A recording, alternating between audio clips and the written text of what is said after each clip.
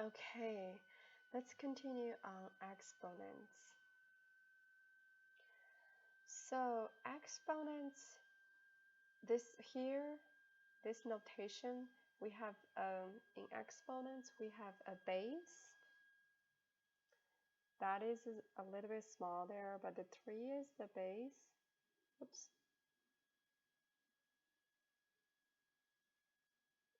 And the 2 is the exponent. And we always have a base and an exponent in exponents. And as it shows here, and this is how we read it, 3 squared, 3 cubed. And for those ones, we have larger exponents.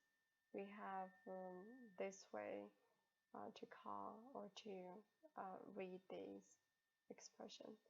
We read this example here as 3 raised to the 7th power, or 3 raised to power 7.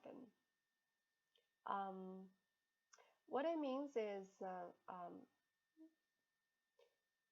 repeated multiplication of certain number, and then this number that's being repeated to multiply is the base, and the number of times is the exponent.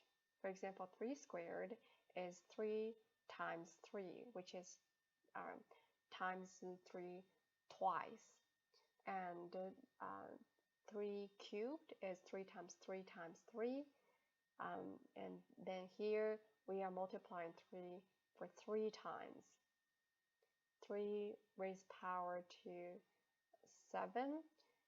This means we are multiplying 3 for 7 times. Let's take a look at the specific examples here. There are different ones.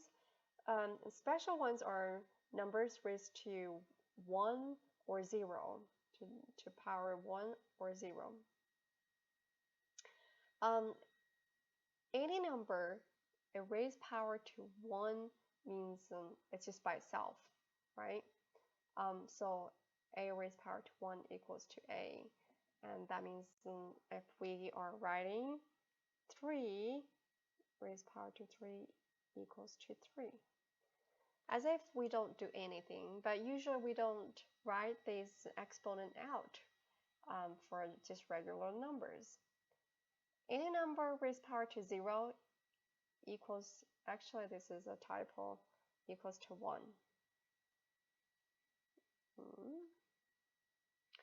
Okay, so that means any number 2 raised power to 0 equals to 1. Okay, or 5 raised power to 0 equals to 1.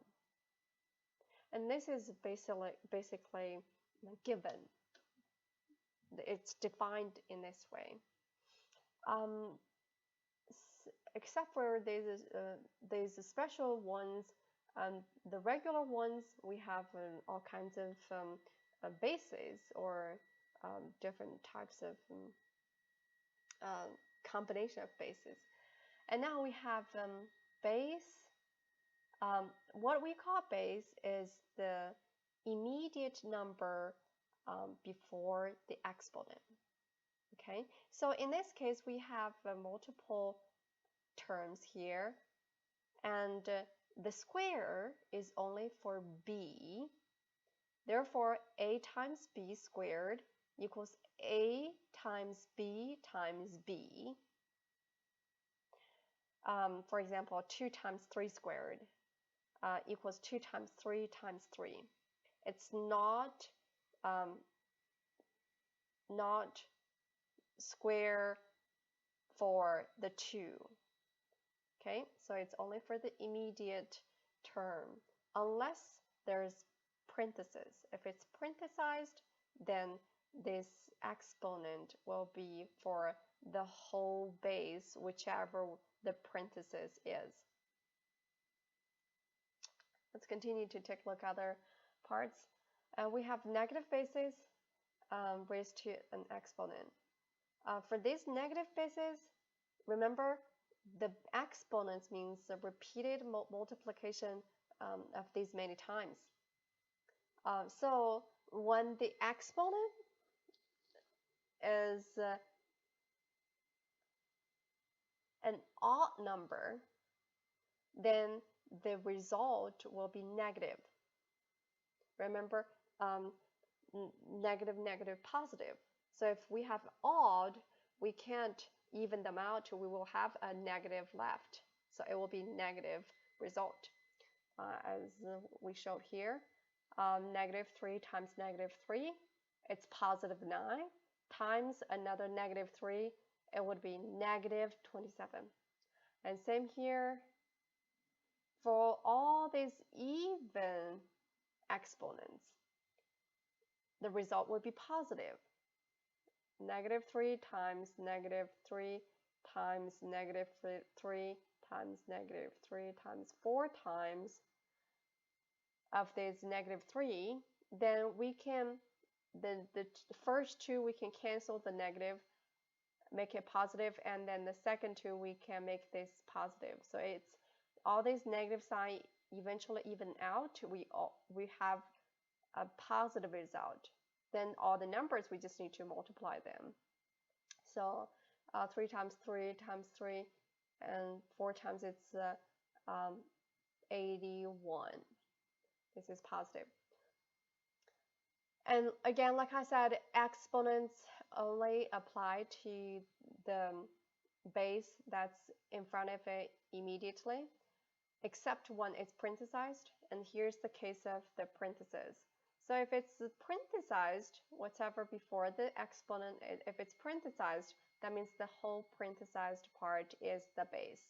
In this case, 3 plus 4 squared, parenthesized squared, that means this whole thing squared. So we have to find what's inside first to be able to calculate this. So that means we need to find what's inside. This is 7, 3 plus 4 squared. And this will give us 49.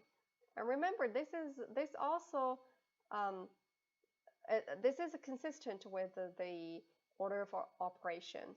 We have parentheses, PEMDAS, parentheses, and then after parentheses, it's exponent. Okay, and oftentimes people are confused with the 3 plus 4 squared from 3 squared plus 4 squared. They are completely different things. I showed a picture here. If you take a look here, 3 plus 4 squared in geometry, it means basically the area of a square with the length of the side as 7. So now this is 3 plus 4 squared. This is 3 plus 4. It's 3 and then 4, right? However, 3 squared plus 4 squared is a totally different thing. That means it's 2 squares, but it's much smaller. This is 3 squared. Here is the 4 square.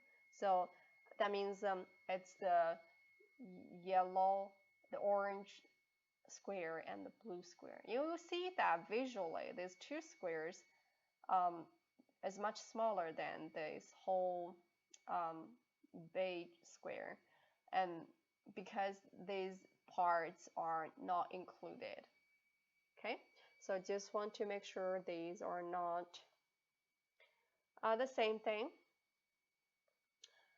However, when it comes to fraction raised to power, we can put them together. Like for example, a squared divided by b squared, or over b squared. We can write that as this is actually a times a divided by b times b, right? And based on the fraction property, we know that we can write that as a times b times a a over b times a over b, which is a over b squared based on the definition of exponent. Okay, the reason we can do this, not for addition, subtraction, is because multiplication and division, after we write out the exponents, multiplication and division are or fraction, they are the same level as multiplication and division. And this is why we can write these in that way. And of course, you can see from the definition here. All right, let's take a look at other examples. Oh, that's the exponent. And I want to mention one more thing is if it's multiplied, for example, a squared times b squared, we can also write that as a times b squared. And again, this is because multiplication, division, when we write the exponents out, they are essentially multiplication, division. So we can write that. And if you want to prove, you can write that a times b times b. And in multiplication, we have this commutative property, which means we can change the order, and then that equals a times b times a times b equals a times b squared. Okay. All right. So this is just some basic property of these exponents. And next, let's take a look at the square roots. A square root of number x is a number y such that y squared equals to x. So that means if y is square root of x equals to y, then y squared must equal to x. Okay, so we call the y, this value, as square root of x. So with that in mind, the square root of a value equals a number that when multiplied by itself yields to the original value. That is square root of a squared equals to a. It sounds confusing, but basically if you square root of a square, that means you cancel out this original square. That's the square root is the inverse operation of squared. Okay, so this is why we get a. If you want to take a look at example here, let's just say 4 squared, we will get 4. Right? Okay. So the symbol is this. We call this as a radical. This is the symbol, and this square root symbol applies to all the numbers that's under the radical symbol. Okay, so let's take a look. For example, we have we have two terms here under the radical symbol, under the square root. So what are we going to do is we always calculate what's under first. It's like a parenthesis. Like you have to group what's under first. So we will calculate what's under first and then take the square root. 9 plus 16 is 25. So this will give us square root of 25 is 5. Okay. And similarly, a square root is the inverse of the square. So their properties are similar. When we have two separate radical, they add together. It's different from you have this addition, the sum, the radical of a sum. Okay. So when we put it here, I put this in inequality equation here. We take a look this by calculating that out. For example, 9 plus 16, we know it's 25. Just calculate it, and this will give us 5. However, square root of 9 is 3 plus square root of 16 is 4. This will give us 7. And we see that these are different values. So just bear in mind, for addition, subtraction, these square roots, you can't just put them together when they are separated.